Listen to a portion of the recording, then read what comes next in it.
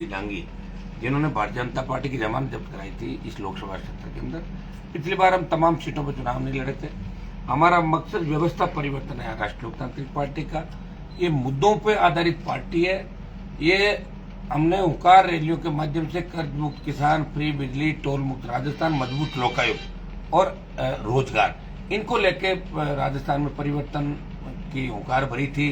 उसका परिणाम था स्टेट हाईवे टोल फ्री हुए वसुंधरा सरकार के टाइम, 500 की बिजली फ्री हुई, 50,000 नौकरियां, 50,000 कर्जे की भी बात चली।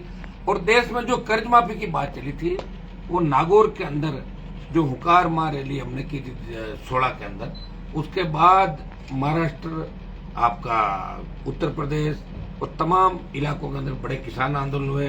किसानों ने मध्य प्रदेश में और तमाम जगह कई जगह सेना पे गोलियां भी की। उस आंदोलन को हवा राष्ट्रीय लोकतांत्रिक पार्टी की हुंकार मार रैली के बाद इस कर्ज माफी आंदोलन को हवा मिली। और उसके बाद हमने जो पार्टी का गठन किया वो ये था कि इन मुद्दों पे हमारी पार्टी बनी। 18 के अंदर हमें समय नहीं मिला और बाद में जब गठबंधन लोकसभा चुनाव के अंदर हुआ था, हमारे 3 विधायक आए उस समय और लोकसभा चुनाव में लोगों की इच्छा थी कि मोदी के साथ गठबंधन करें, लेकिन हमने पहले ही शर्त रखी थी किसान और जवान को जरूरत पड़ेगी हम सत्ता के बाहर आ जाएंगे। और तीनों कृषि बिल जब सरकार लेके आई तो सबसे नई पार्टी देश की आरएलपी थी, जो नई पार्टी थी, जो एक नया पौधा था, उसने सत्ता छोड़ी और इस NH8 जयपुर दिल्ली हाईवे को जाम किया, जो गुर्जर आरक्षण आंदोलन के टाइम भी जाम नहीं हुआ था। 70 दिन देश का एक सांसद सड़क पर बैठा किसानों के लिए। और अग्निपथ योजना का भी अगर किसी ने विरोध किया देश में तो हनुमान बेनीवाल उसकी पार्टी ने विरोध किया कि अग्निपथ वापस लो।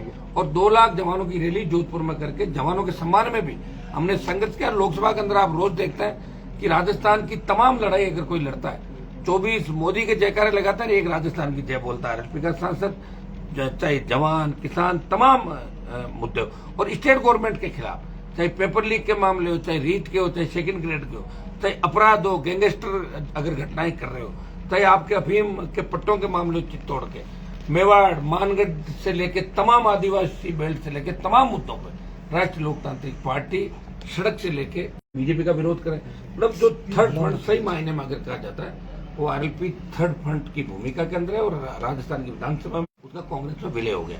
हम मुद्दों पर आधारित राजनीति कर रहे हैं। कोविड के अंदर 2 साल जिस तरह इंसानियत मतलब खात्मे की चली गई, चलो जिम्मेदार जो सरकार चलाते वही जिम्मेदार होता है। कोविड का मैनेजमेंट जीरो था, हर आदमी परेशान था।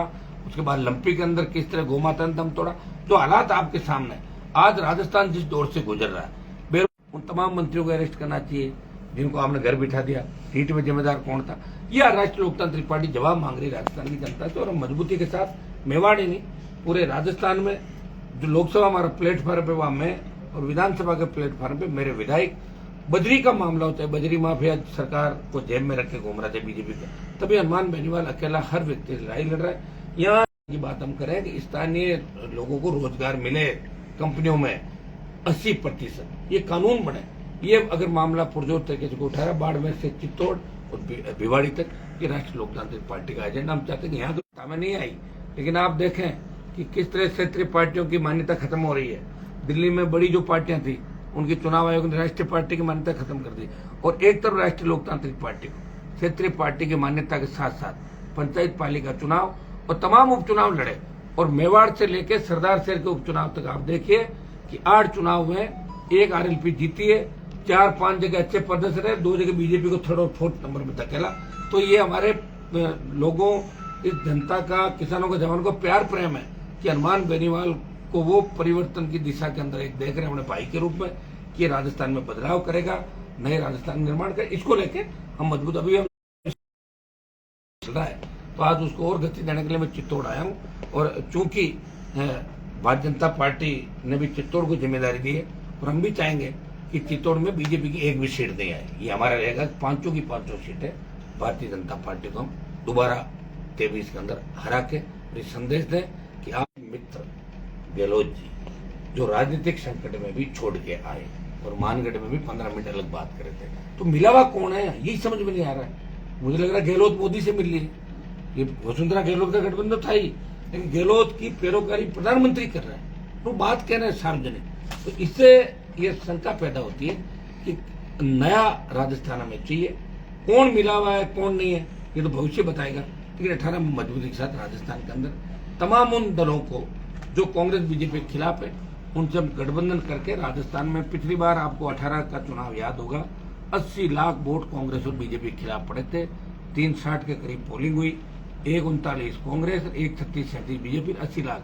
हम चाहते हैं कि 80 लाख 1.5 से 2 करोड़ चले जाए और एक जगह आ जाए तो अपना खेल हो जाएगा राजस्थान में। राजस्थान की कितनी सीटों पर लड़ा?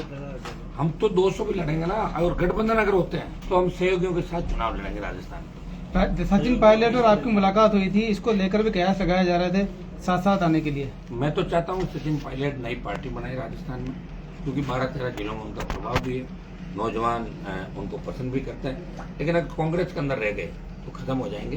कांग्रेस में उनका कुछ भी बढ़ने वाला नहीं। कांग्रेस अब डूब गई है, डूबता जहाज है। अब जो भी बैठेगा उसको डूबना ही है। अगर वो सोचे कि भाई कांग्रेस में टिकट बांट के और मैं 70 सीट ले आऊं, तो वो बांटेगा तो 30 आ जाएगी, और गहलोत बांटेगा तो 18-19 आ जाएगी, तो 8-7 सीटों का। राजस्थान में आपका मुकाबला किससे है, भाजपा या भारतीय कांग्रेस? जनता पार्टी से। कांग्रेस खत्म है। कांग्रेस तो गई 3rd नंबर। ओके भाई।